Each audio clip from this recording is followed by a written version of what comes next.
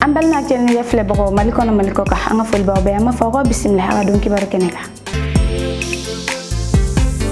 amanga bidon kibar dem ni jamana kono kibar yawi ko sayina ursi jamana ka chege dar jekulu ka tama sinfe anga jamana kono o mina jamana fle barakura buluda no mina talige soroko ka nabige sababu ye ka do fara o ga jenyo yaka kana kel nyala dugu jugoro na folo ko yiri wali ani ka soro yiri wali sabati ni baranyo ya ndaka di jamana inflabela malila na folo ta fanfe ursi balogo ta fanfe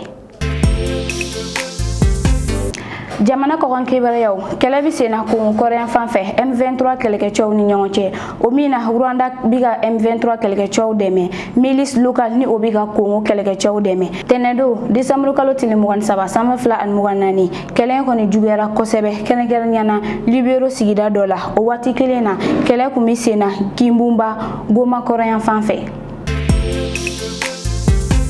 amda turki ko fe bitrata december kalo tile muganani samba flah an muganani kelke mina usine do exposer li koron fanfe no kera sababu ye ka dakari ke matan flanina anika manani jogi dugu nyama ka fola ko ni sababu bora usine mina do installer tolola marabolo nyama ye sege segelu blasinga ka jira ka fo ko ni te mo honoy nga majima fewde nondo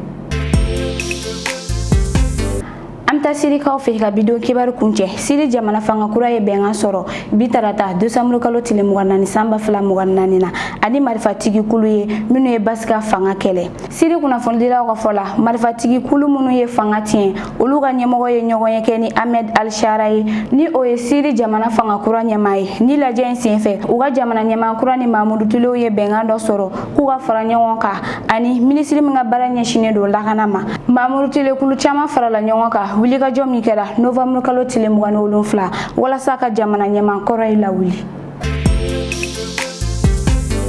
ambal na actuel media flebo ni lebe datigige haga bidon kibarula ama fo okambe jen wakati wele. Ce flash vous a été présenté par ETS, Sistra Technologies et l'Université Bazo.